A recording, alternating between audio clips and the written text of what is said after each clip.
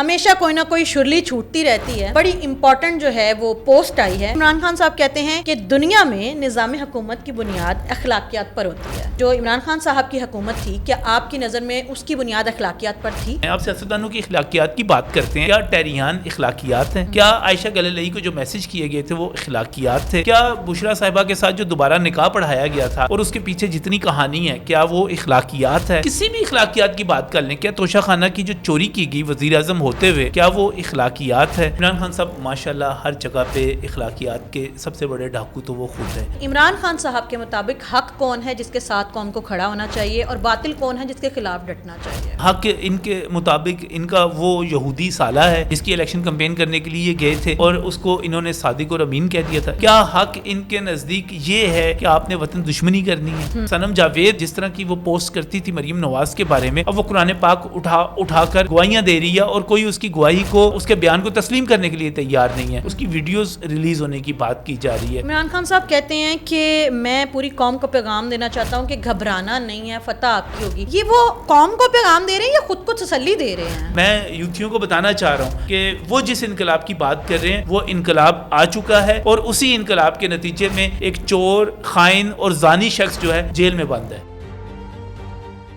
السلام علیکم ناظرین, 360 ڈیجیٹل کے ساتھ سعدیہ خالد آپ کے سامنے حاضر ہے, اور ہمیں اسٹوڈیوز میں جوائن کیا ہے سینئر تجزیہ نگار اور صحافی جناب نجم علی خان صاحب نے. السلام علیکم سر. جی وعلیکم السلام. سر بہت شکریہ, آپ نے اپنا وقت دیا. ہمیشہ کوئی نہ کوئی شرلی چھوٹتی رہتی ہے. ایک بڑی امپورٹنٹ جو ہے وہ پوسٹ آئی ہے, میں اس پوسٹ کے اوپر آپ کا انالیسز لینا چاہوں گی. عمران خان صاحب کہتے ہیں کہ دنیا میں نظام حکومت کی بنیاد اخلاقیات پر ہوتی ہے. سب سے پہلے تو اس کے حوالے سے سوال بنتا ہے کہ جو عمران خان صاحب کی حکومت تھی, کیا آپ کی نظر میں اس کی بنیاد اخلاقیات پر تھی؟ دیکھیں, کسی بھی قسم کی دنیا کی کسی بھی قسم کی کوئی بھی اخلاقیات آپ اٹھا لیں, آپ سیاسی اخلاقیات اٹھا لیں, آپ مذہبی اخلاقیات اٹھا لیں, آپ کسی بھی تشریح میں چلے جائیں, عمران خان صاحب ماشاءاللہ ہر جگہ پہ اخلاقیات کے سب سے بڑے ڈاکو تو وہ خود ہیں. آپ یہ دیکھیے کہ انہوں نے جو حکومت بنائی, سیاسی اخلاقیات کی بات کرتے ہیں, کیا انہوں نے سیاسی اخلاقیات کو پورا کرتے ہوئے بنائی؟ کیا انہوں نے RTS نہیں بٹھایا؟ کیا انہوں نے اس سے پہلے فوج کے ساتھ مل کر, اس وقت کی اسٹیبلشمنٹ کے ساتھ مل کر دھرنے نہیں کیے؟ کیا انہوں نے میاں نواز شریف کو نااہل نہیں کروایا؟ کیا انہوں نے اس کے بعد جنوبی صوبہ کے حوالے سے جنوبی پنجاب اتحاد بنوا کے وہ ساری کی ساری چیزیں RTS بٹھا کے جتنی بھی سیاسی کرپشن ہو سکتی تھی وہ موصوف نے کی؟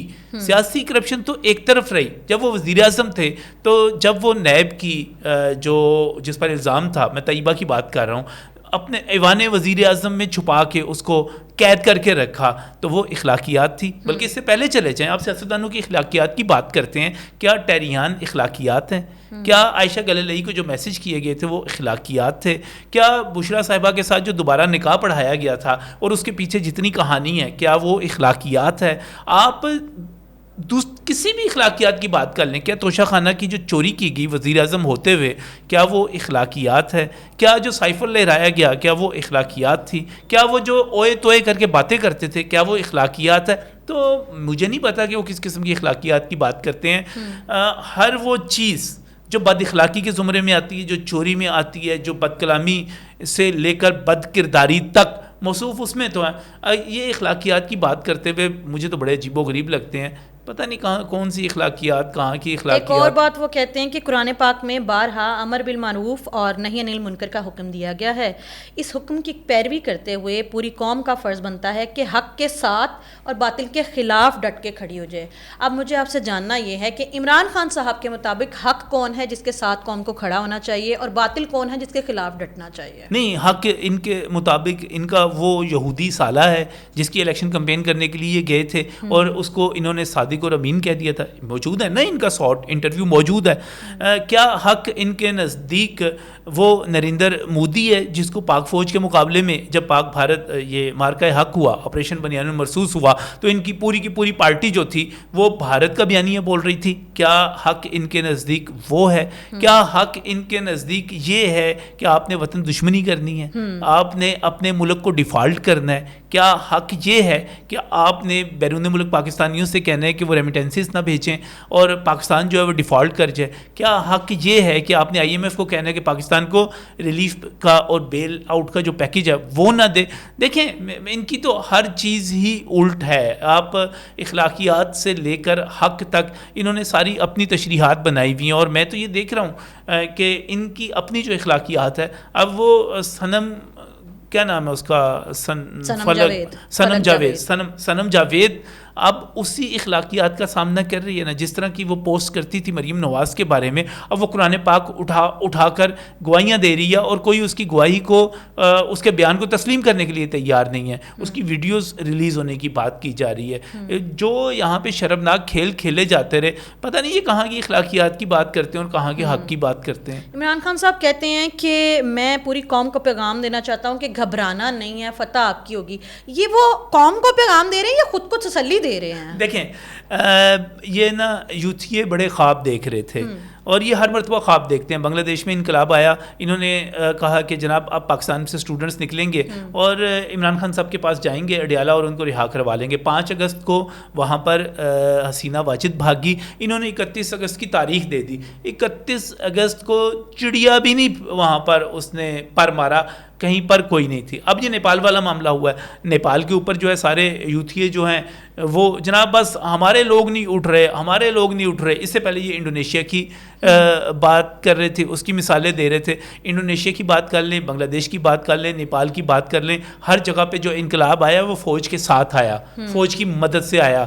اور بھارت نواز لوگوں کو انہوں نے مار بھگایا. اب مجھے یہ بتائیے کہ اس وقت جو پاکستان میں جو انقلاب آیا اور جس انقلاب کی یہ بات کر رہے ہیں, ہمارا انقلاب تو انڈونیشیا سے, ہمارا انقلاب تو خاص طور پر بنگلہ دیش سے, نیپال سے بہت پہلے آ گیا. ہمارا انقلاب 10 اپریل 2022 کو آ گیا تھا, جب ہم نے ایک نااہل اور جو ملک دشمن بھارت نواز وزیر اعظم تھا اس کو ایوان وزیر اعظم سے نکال دیا تھا. ہمارا انقلاب جب 5 اگست کی بات کرتے ہیں, ہمارا انقلاب 5 اگست 2022 کو اس وقت آ گیا تھا جب ہم نے ایک چور وزیر اعظم کو گرفتار کر لیا تھا. تو ہم تو ان سے پہلے انقلاب لا چکے ہیں. ہمارا انقلاب بنگلہ دیش کے انقلاب سے پہلے آ چکا, ہمارا انقلاب نیپال کے انقلاب سے پہلے آ چکا.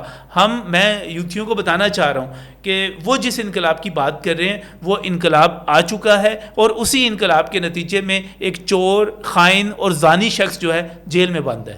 سر وہ کہتے ہیں افغانستان ہمارا درینا ساتھی ہے, برادر اسلامی ملک ہے.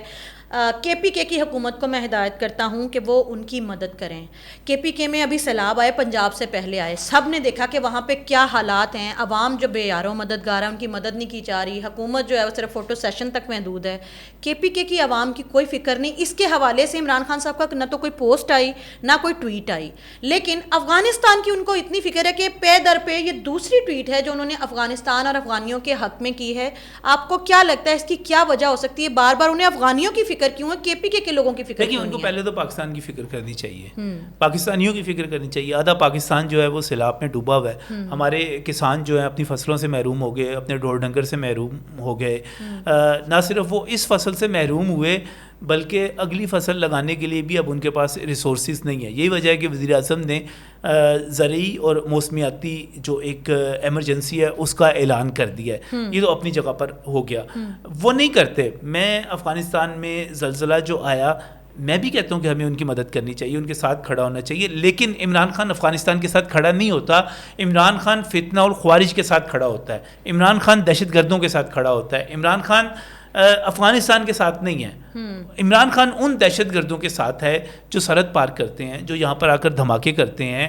یہ ان کو پشاور میں دفتر بنا کے دینے کی بات کرتا ہے. یہ کہتا ہے کہ ان افغانیوں کو جن کے پاس یہاں پر ڈاکومنٹس بھی موجود نہیں ہیں اور یہاں پر غیر قانونی طور پر رہ رہے ہیں, ان کا وزیر اعلیٰ اس کی ہدایات پر کہتا ہے کہ ہم نے ان کو یہاں سے نہیں نکالنا, خیبر پختونخوا کی پولیس ان کو نہیں نکالے گی. بنیادی طور پہ یہ افغانستان کے ساتھ نہیں ہے, یہ ہر پاکستان کے دشمن کے ساتھ ہے. یہ نریندر مودی کی فوج کے ساتھ ہے جو پاکستان پر حملہ کرنا چاہتی ہے.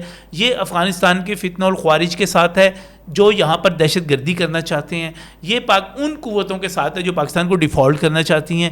یہ ہر پاکستان کے دشمن کے ساتھ ہے. اس کا مسئلہ یہ ہے. سر ابھی آپ نے بات کی ہے خوارج کی, تو 2-3 دن سے آپ نے وہ ضرور جو سوشل میڈیا کے اوپر ویڈیو سرکولیٹ کر رہی ہے, میجر عدنان خوارج نے کس طریقے سے سپاہی کے اوپر جو ہے وہ گولیوں کے تیر برسائے, تو میجر عدنان نے ان گولیوں کو خود پہ لیا اور پھر جام شہادت نوش کیا. تو وہ خوارج جن کی وجہ سے ہمارے میجر عدنان یا ان کا جو سپاہی ہے وہ شہید ہو گئے ہیں, ان کی کیا وجہ ہے کہ عمران خان صاحب کو اتنی تقسیم واضح ہو گئی سعدیہ, تقسیم یہاں پر واضح ہو گئی. عدنان شہید کی نماز جنازہ وزیر اعظم نے ادا کی, فیلڈ مارشل نے ادا کی, اور اس کے مقابلے پہ عمران خان ہے جو عدنان کو شہید کرنے والوں کے ساتھ کھڑا ہوا ہے. ان کا مقدمہ لڑ رہا ہے, ان کا مقدمہ لڑ رہا ہے, یہاں پر ان کا دفاع کر رہا ہے. وہ یہ کہہ رہے ہیں کہ یہاں پر پاکستان میں وہ تمام دہشت گرد بغیر کسی ثبوت کے, بغیر کسی ڈاکومنٹس کے رہ سکتے ہیں. یہ چاہتا ہے کہ خیبر پختونخوا سے دہشت گرد اٹھیں اور وہ پورے پاکستان پر حملے کریں. یہ اس کو بیس کیمپ بنانا چاہتا ہے, اور یہ پاکستان کے خلاف وہ سازش ہے جس کا ذکر حکیم سعید نے کیا تھا, جس کا ذکر ایدی صاحب نے کیا تھا. یہ تو پاکستان کے حوالے سے میں سمجھتا ہوں کہ اور اس وقت جو صورتحال بنی ہوئی ہے, اس نے جو کیا ہوا ہے, خدا نہ خواستہ اس کے منصوبے اگر کامیاب ہو جائیں تو پاکستان ڈیفالٹ کر جائے. میں تو سمجھتا ہوں کہ پاکستان ایک مرتبہ پھر دہشت گردوں کا, پنجاب سندھ ایک مرتبہ پھر دہشت گردی کی لپیٹ میں آ جائیں اگر ہم یہ سب کچھ ہونے دیں جو یہ شخص چاہتا ہے. سر ایک اور سوال آپ سے پوچھنا چاہوں گی کہ عمران خان صاحب کی اہلیہ بشرا بی بی پہ آخر آپ ایسے کون سے ظلم کے پہاڑ توڑ رہی ہے ہماری حکومت کہ جس کی وجہ سے انہیں روز روز اپنی پوسٹ میں بتانا پڑتا ہے کہ میری اہلیہ پہ ظلم ہو رہا ہے, انہیں توڑنے کی کوشش کی جا رہی ہے. آپ لوگ ایسا کیوں کر رہے ہیں؟ آپ کی جو حکومت ہے وہ کیوں کر رہی ہے, اور اگر کر رہی ہے تو کیوں آپ کو آپ کے مطلوبہ نتائج ابھی تک ملے نہیں ہیں؟ دیکھیں, بشرا کے اوپر ظلم حکومت نہیں کر رہی. بشرا بی بی کے اوپر جو ظلم کر رہی ہے وہ علیمہ بی بی کر رہی ہیں, اور علیمہ صاحبہ جو ہیں انہوں نے بشرا کے گروپ کو کھڈے لائن لگا دی ہے اور ان کی ایسی تیسی کر کے رکھ دی ہے. اس وقت جو لڑائی چل رہی ہے سوشل میڈیا کے اوپر, آپ کو صنم ورسز سالار وزیر جو ہے وہ جو ویڈیو لیک کرنے کی, اور جو میں تو کہہ بھی نہیں سکتا, اصل میں صنم میری محلے دار رہی ہوئی ہے, ہم ایک ہی جگہ اکٹھے, اس کے والد جو تھے ہمارے نائب ناظم ہوا کرتے تھے پاکستان پیپلز پارٹی کی طرف سے. تو مجھے تو شرم آ رہی ہے وہ تمام الفاظ کہتے ہوئے جو سالار نے جو انکشافات کی ہے, اس کے ساتھ ساتھ باقی دوسروں نے کی ہے. دیکھیں اس وقت لڑائی جو ہے بنیادی طور پہ صنم اور سالار کی نہیں ہے, بشرا اور علیمہ کی ہے. علیمہ نے اس وقت پورا کنٹرول کر لیا ہے پاکستان تحریک انصاف کا سوشل میڈیا, اور اس نے اتنی بری مار ماری ہے صنم کو, صنم جو کہ مشال کے ذریعے, اور مشال گنڈا پور, اور گنڈا پور سے بشرا, یہ آپ پورا نیٹ ورک اور نیکسس سمجھ رہی ہیں نا. تو علیمہ نے اس کو اتنی بری مار ماری ہے کہ وہ قرآن پاک اٹھا کر معافیاں مانگ رہی ہے, ہاتھ جوڑ رہی ہے, تانے دے, جو بھی اس سے ہو سکتا ہے بیچاری سے وہ کر رہی ہے. لیکن ایک چیز علیمہ نے ثابت کر دیا ہے کہ پارٹی کے اوپر کنٹرول اب اس کا ہے, سیاسی کمیٹی اس کے ہاتھ میں ہے. آپ کو یاد ہوگا کہ کچھ فیصلے کیے تھے عمران خان نے کہ انتخابات کا بائیکاٹ کیا جائے, فیصلے کیے تھے کہ اچکزئی کو لیڈر آف دی اپوزیشن بنا دیا جائے, اسی قسم کے اور فیصلے تھے. سیاسی کمیٹی نے کہا نہیں, یہ نہیں ہوگا. کس کے کہنے پہ کیا؟ علیمہ کے کہنے پر کیا. پارٹی کا سوشل میڈیا, پارٹی کی سیاسی کمیٹی علیمہ کے پاس ہے. اب علیمہ کے مقابلے میں ہے بشرا. بشرا جو ہے وہ اس کے گروپ میں علی امین گنڈا پور ہیں, علی امین گنڈا پور سے آگے مشعل ہے, اور مشعل سے آگے صنم ہے, صنم سے آگے یہ سارا کچھ لوگ جو ہیں وہ اس کے ساتھ ہیں. تو لیکن سوشل میڈیا علیمہ کے قبضے میں ہے, لیکن بشرا جو ہے وہ عمران خان کے ذریعے ابھی بھی جو ہے انفلوئنس کرتی ہے. یہاں پر ایک مقابلہ ہوا تھا, ختیجہ شاہ کو ٹکٹ دینی ہے سینٹ کی یا آپ نے مشعل کو دینی ہے. تو یہ دونوں اصل میں یہ بشرا اور علیمہ کی لڑائی تھی.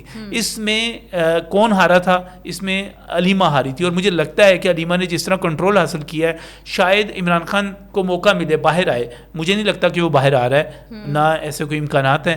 لیکن اگر عمران باہر آتا ہے, عمران خان, تو وہ ایک مرتبہ پھر علیمہ کو پیچھے کر دے گا, بشرا اس پر حاوی ہو جائے گی. لیکن موجودہ اس وقت جو لڑائی ہے اس میں بشرا نے پوری کنٹرول کر لیا ہے, اور علیمہ کو جو علیمہ نے جو کچھ کیا ہے اصل میں بشرا کو اس کے خلاف احتجاج کرنا چاہیے. سر ایک بات پوچھنا چاہوں گی, بات علیمہ اور بشرا نند بھاوج کی ہو رہی ہے, تو دو چیزیں اس پہ آپ کا انالیسس لینا چاہوں گی. ایک تو یہ کہ علیمہ بی بی کو انڈا کیا بشرا گروپ میں نے مارا تھا, اس پہ اپنے انسائٹس دیجیے گا. دوسری بات یہ کہ شبیر ڈار صاحب جو ہیں وہ ہمارے ایک بہت اچھے صحافی ہیں. انہوں نے کل ایک پوسٹ کی تھی جس میں انہوں نے کورٹ روم کا پورا حال بتایا تھا, جس میں انہوں نے بتایا تھا کہ عمران خان صاحب کے ساتھ جو ہیں وہ علیمہ بی بی بات کر رہی تھی, بشرا بی بی بات کر رہی تھی. تو علیمہ بی بی اوپر سے آئیں, بشرا بی بی نے بڑی ناگواری سے وہاں سے اٹھ کے چلی گئیں, باہر جا کے کھڑی ہو گئی. انہوں نے 2 وکلاء کو بھیجا عمران خان صاحب کو یہ کہنے کہ باہر آئیں, لیکن وہ بہن کے ساتھ باتوں میں مصروف رہے. پھر انہوں نے تیسرے وکیل کو بھیجا جس نے آ کے یہ پیغام دیا کہ بشرا بی بی آپ کو باہر بلا رہی ہیں. عمران خان صاحب اس کورٹ روم سے جب باہر گئے تو علیمہ بی بی بھی ان کے ساتھ تھیں, تو ان کو دیکھ کے بشرا بی بی نے صرف اتنا کہا کہ میری فیملی کو آنے نہیں دے رہے. یہ جو پوری سچویشن ہے نند بھاوج کی لڑائی, آپ کو لگتا ہے کہ پی ٹی آئی اس نند بھاوج کی لڑائی میں کہیں ملیا میٹ ہو رہی ہے؟ دیکھیں اس وقت تو علیمہ بی بی جو ہیں انہوں نے کنٹرول حاصل کیا ہوا ہے. یہ لڑائی نند بھاوج کی ہی ہے, اور علیمہ بہت ہی شاطرانہ طریقے سے, آپ یہ سمجھیں کہ علیمہ خان جو ہیں وہ شاطرانہ انداز میں عمران خان کا میل ورژن ہے. اس کے علاوہ جس طرح عمران خان انٹریگ کرتے ہیں, جس طرح بالکل اسی طرح علیمہ جو ہے اسی قسم کی سازش کرتی ہیں. اور یہ جو ہے ابھی تو خیر پتہ چل جائے گا, یہ عین ممکن ہے کہ علیمہ نے انڈا جو ہے وہ خود ہی پڑوایا ہو اور اس سلسلے میں اس نے کوئی سازش بھی کی ہو. اس کی وجہ یہ ہے کہ علیمہ جب اپنے ورکرز کی نظر میں ہیرو کہہ لیں, ہیروئن کہہ لیں, بننا چاہ رہی ہیں, تو ان کو کچھ ایسی چیزیں چاہیے جو ان لوگوں کی ہمدردی, پاکستان تحریک انصاف کے لوگوں کی ہمدردی ان تک پہنچا سکے. انہوں نے ایک ڈرامہ کیا, ان کے بیٹے گرفتار ہوئے, جی ہاں, اور پھر اس کے بعد وہ دونوں رہا بھی ہو گئے, وہ ہمدردیاں مل گئی نا. افضل مروت صاحب کہتے ہیں فرمائشی گرفتار. پھر اس کے بعد یہ انڈا بھی جو تھا یہ بھی اسی کمپین کا حصہ ہے. اور مجھے آپ کو ایک چیز اور بتانی ہے کہ یہ لڑائی جو ہے علیمہ کی لڑائی صرف اور صرف سیاسی نہیں ہے, یہ جائیداد کی لڑائی بھی ہے. اور ان کی نظر جو ہے اس وقت ٹوٹل عمران خان کے بنائے ہوئے اس پورے آپ اربوں روپے کی جائیداد پہ ہے. لیکن عمران خان صاحب کے تو 2 بیٹے موجود ہیں نا. نہیں تو انہوں نے پاکستان تو نہیں آنا, انہوں نے پاکستان آگے نہیں, انہوں نے نہ پاکستان آنا ہے, نہ جمائمہ کو کوئی انٹرسٹ ہے, گولڈ سمتھ فیملی کو کوئی انٹرسٹ ہے کہ زمان پارک کا جو بم پروف گھر بنا ہوا ہے وہ ان کے بیٹے وہاں پر آ کر رہیں گے, یا ان کو کوئی انٹرسٹ ہے کہ وہ بنی گالا میں جا کے رہیں گے. اس سے تو دیکھیں بنی گالا, اس سے پہلے تو خود جمائمہ نے وہ 300 کنال دے کر عمران خان سے بیٹے خریدے ہوئے ہیں, وہ تو دے چکی ہوئی ہے, اس کا تو کوئی انٹرسٹ نہیں ہے. اب نظریں کس کی ہیں؟ نظریں اب یہ لڑائی ہے بشرا کی اور علیمہ کی, کون لے کر جاتا ہے. اب بشرا صاحبہ سے اولاد تو ہونی نہیں کوئی, اب جو سارا کچھ آنا ہے وہ علیمہ کوشش کر رہی ہیں کہ میرے پاس آ جائے. سر ایک اور بات بتائیے کہ بڑی امپورٹنٹ بات عمران خان صاحب نے کی. مراد سعید میرے وفادار ترین دوست ہیں اور میری تحریک کے اہم رکن ہیں. میں نے ہی انہیں انڈر گراؤنڈ ہونے کو کہا ہے کیونکہ اسے گرفتار کر کے میرے خلاف وعدہ معاف گواہ بنایا جا سکتا تھا. اب سوال یہ ہے کہ قاسم سوری ہو گئے, دوسرے تیسرے جتنے بھی ان کے ہیں, محمد علی خان صاحب ہو گئے, دوسرے اور بھی ہیں, گوہر صاحب ہیں, اچھا ان کو گرفتار کر کے وعدہ معاف گواہ نہیں بنایا جا سکتا تھا؟ مراد سعید کے پاس ایسا کیا تھا کہ ان سے خطرہ تھا اور ان کو انڈر گراؤنڈ ہونے کا بھی کہا گیا کہ تم پکڑے گئے تو میں پکڑا جاؤں گا؟ دیکھیں مراد سعید کی جو شہرت ہے وہ تو آپ کو پتہ ہی ہے, اس کو خان صاحب کی تمام چوریوں کا, تمام 2 نمبر کاموں کا پتہ ہے. اور عمران خان کبھی نہیں چاہیں گے کہ مراد سعید پکڑا جائے, کیونکہ جتنی سیاسی چوریوں سے لے کر اخلاقی چوریوں تک ہیں وہ مراد سعید کے پاس ہے. اور مجھے نہیں لگتا کہ مراد سعید کو 2 چھتر بھی پڑے تو وہ ٹھہر پائے گا, وہ سب کچھ بتا دے گا. وہ تو کلاس ہی اور ہے, اس کا تو مسئلہ ہی کچھ اور ہے, اس کے ایشوز کچھ اور ہیں. وہ کوئی جس قسم کا دانشور بنتا ہے وہ اس قسم کا دانشور ہے نہیں. اس نے وہ عمران خان کے ساتھ جس طرح اٹیچ ہے, جس طرح وابستہ ہے, میں اسکرین پر میں وہ لفظ اور وہ طریقہ کار نہیں کہنا چاہتا. اگر وہ پکڑا گیا تو عمران خان کے حوالے سے ایسے ایسے انکشافات ہوں گے کہ خیر یوتھی شرم تو نہیں کھاتے, انہوں نے ٹیریان پہ شرم نہیں کھائی, بشرا والے پہ نہیں کھائی, گلالئی والے ایشو پر نہیں کھائی, کسی پر نہیں کھائی انہوں نے. سر وہ ارشد شریف کا لیپ ٹاپ بھی سنا ہے کہ وہ بھی مراد سعید کے پاس ہے, جی, تو اگر وہ ریکور ہو گیا تو بھی کچھ سامنے آ سکتا ہے. دیکھیے ارشد شریف جو ہیں ان کو پاکستان سے باہر بھیجنے میں مراد سعید ہیں, اور سب کو اچھی طرح پتہ ہے کہ وہ پاکستان سے باہر نہیں جانا چاہتا تھا ارشد شریف, اس کو زبردستی کی گئی اور زبردستی بھیجا گیا. پھر اس کے بعد کسی کو علم نہیں تھا کہ ارشد شریف کہاں پر ہے. یہ کس کو علم تھا؟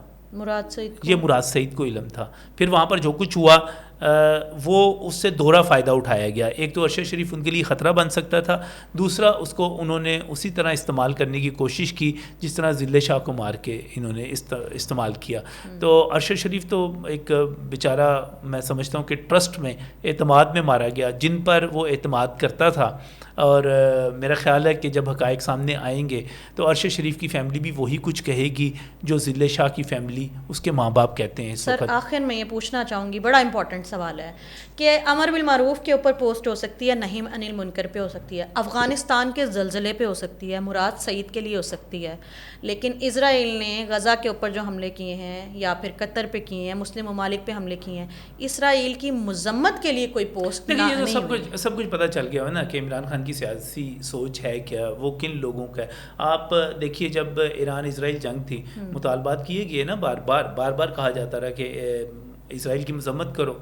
کی عمران خان نے مذمت نہیں کی, اسرائیل کی بھی نہیں کرے گا, اور اس کے باوجود نہیں کرے گا کہ اسرائیل اس وقت جو اعداد و شمار ہیں اس کے مطابق یہ تقریباً 2 برس ہونے والے ہیں. اگر ہم ان بچوں کی تعداد نکالیں جو کہ اسرائیل نے مارے ہیں تو وہ تعداد روزانہ کے 28 بچے بنتے ہیں, اور روزانہ کے 28 بچوں کا مطلب یہ ہے کہ ہر 1 گھنٹے میں 1 بچہ, بلکہ 1 گھنٹے سے بھی پہلے. تو ان 2 برسوں میں اسرائیل نے ہر 1 گھنٹے میں 1 بچہ مارا ہے. یہ ظلم تو میرا خیال ہے نمروز سے لے کے چنگیز خان سے لے کے میرا خیال ہے کسی نے بھی نہیں کیا ہوگا جو اسرائیل اس وقت کر چکا ہے. لیکن عمران خان نے کبھی اس کی بات نہیں کی, اور بلکہ جب اس کے بیٹے جو امریکہ گئے تھے وہ تو سارے کے سارے ان سینیٹروں کے ساتھ ملتے رہے جو اسرائیل نواز تھے, اس کا ساتھ دیتے تھے, اس کے لیے کمپین کرتے تھے, اس کے لیے فنڈنگ کرتے تھے. تو میں جب پھر ایک دفعہ آپ سے کہوں گا کہ جب یہ بات بتائی گئی تھی کہ یہ اسرائیل کی طرف سے, یہودیوں کی طرف سے لانچ کی گئی ایک پروڈکٹ ہے, تو یہ غلط بات نہیں تھی, یہ درست بات تھی. صحیح سر, بہت شکریہ آپ کے وقت دینے کا. ناظرین جاتے جاتے کمنٹ باکس میں رائے کا اظہار ضرور کیجیے گا, آپ کی اس بارے میں کیا رائے ہے, اور ہم یہ بھی آپ سے ضرور جاننا چاہیں گے کہ اسرائیل کے حوالے سے مذمتی بیان نہ جاری کرنے کے پیچھے کیا کیا وجوہات ہو سکتی ہیں. ملتے ہیں اگلے پروگرام میں, تب تک کے لیے اللہ حافظ.